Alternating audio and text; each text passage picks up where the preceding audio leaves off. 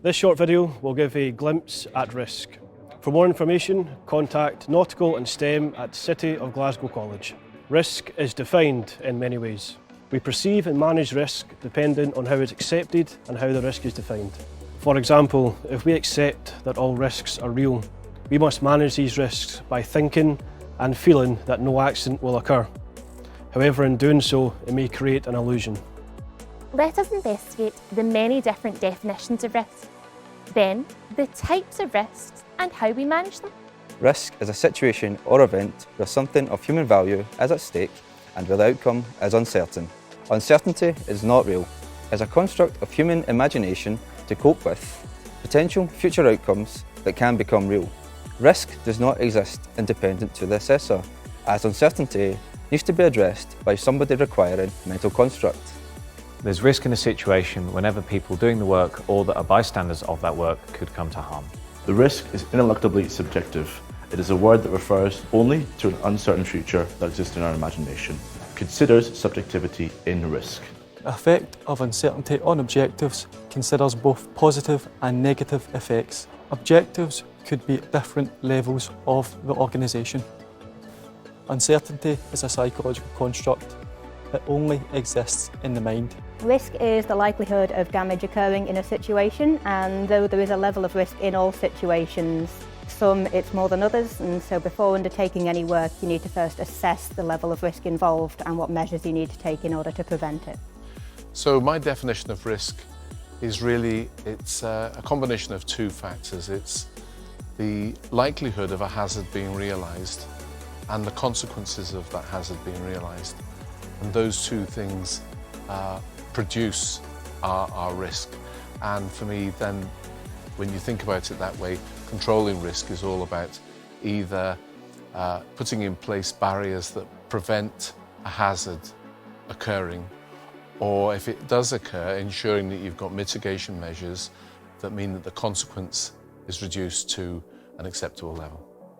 So it consists of the probability of an adverse event occurring and the severity of the consequences of that happening of an event. Risk is equal to the probability of the event occurring multiplied by the severity of the consequences of that event. It measures the expected value but not the utility. It is assumed that probabilities and consequences are a result of a physical and natural process, and these can be quantified using a risk assessment. This equation is okay, but can be misleading in shipboard operations. Risk is any situation when you're exposed to any form of danger. To summarise, risk is a complex issue. The way that it's understood and the way that it's interpreted can be on many different levels.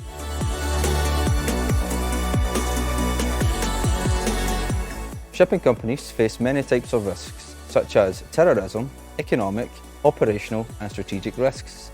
Some of these risks are fully known by seafarers, whilst others are only partially known or fully unknown.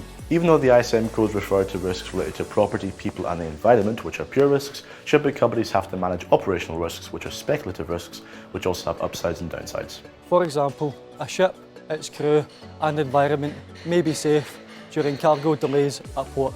However, the ISM code does not consider such financial loss, which is of course a business risk. In reality, risk management in shipping companies covers both pure and speculative forms of risks. Both of these risks need to be managed, and the strategy involved in minimising these risks and selecting the controls to modify the risk element is all dependent on the knowledge of the seafarers of those risks, as mentioned earlier on.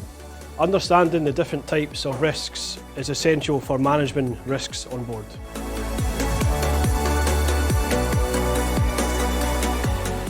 Managing a ship's operational risks in the social technical environment involves decision making at several levels, ranging from various regulators, ship owners, managers and seafarers.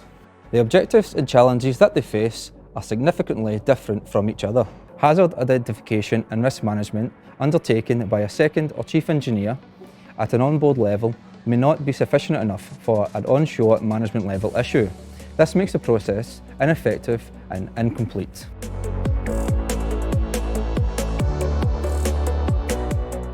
Risk management is the activities to direct and control organisations with regard to risk. Risk assessment is the direct process of identifying hazards, risk analysis and risk evaluation. However, hazard identification and risk analysis are dependent on how the seafarer perceives the mechanism of harm or the model of an accident. For example, if seafarers can perceive that harm can take place in a linear relationship between cause and effect, then they can analyse risks and identify hazards by imagining a linear mechanism of harm. Such a relationship mostly exists for low-level risks such as slips, trips or falls.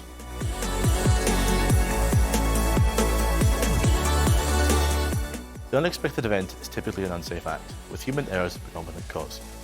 The linear cause and effect are represented by a chain with a weak link, or by a series of falling dominoes. Accidents are prevented by identifying hazards through risk assessment and by fixing or eliminating the weak link, or by removing a domino, or by placing a barrier between the two. A linear mechanism of harm is attractive because it generates thinking in casual serious. It is also easier to represent graphically and easier to understand. However, the model is limited to hazard identification for low-risk incidents and accidents, as it requires strong cause and effect relationships that typically do not exist inside the technical or human element of the accident.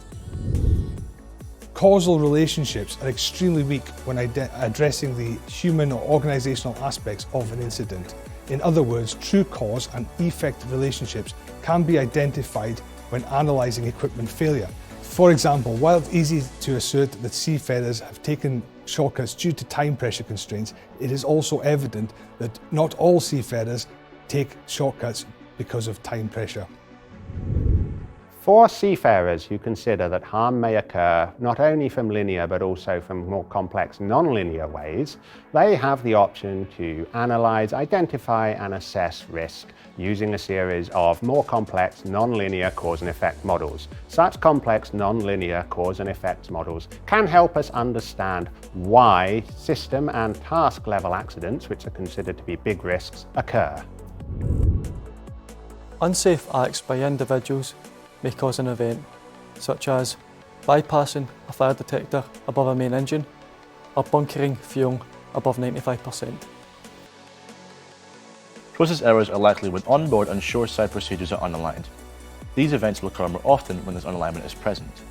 From this perspective, errors are the consequences, not the causes of disturbances in the organisation. Examples of system-level risks are ship collision or grounding, main engine failure or steering gear failure, auxiliary engine fatigue failure, leading to engine room fire and extensive damage to machinery and equipment. This mechanism of harm, or model, is good for managing risk from task and system level accidents, wherein the corrective and mitigating systems collectively fail to allow the release of the hazard, and adversely affecting people, property, environment and business. In this model, accidents are prevented by strengthening barriers by application of the following strategies. Anticipate, prevent, catch and recover from active errors on board ships.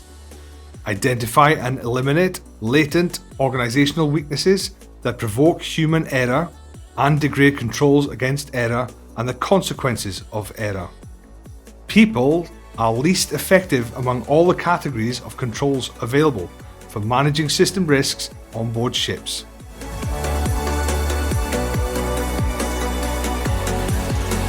It's important to recognise the differences between the individual accidents and task system accidents, as the hazards and boundaries of each may differ. Individual accidents may be influenced by work policies, plans and oversight. Task system failures may be influenced by risk management processes for the design, operation and maintenance. System accidents may require a more in-depth investigation into the policies and management culture. Naturally, there is often an overlap of work hazards and system failures. Thus, an understanding of both models explained is important for managing risks on board. This understanding will help all seafarers identify hazards which may cause accidents and take appropriate action by applying control measures to mitigate these risks.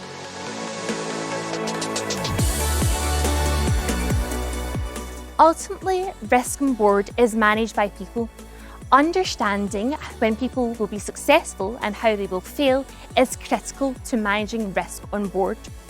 Safety and risk are two sides of the same coin. Understanding myths and following safety concepts is essential for risk management. Hopefully this short video has been thought-provoking, and if you have any other questions, please contact Nautical and STEM at City of Glasgow College.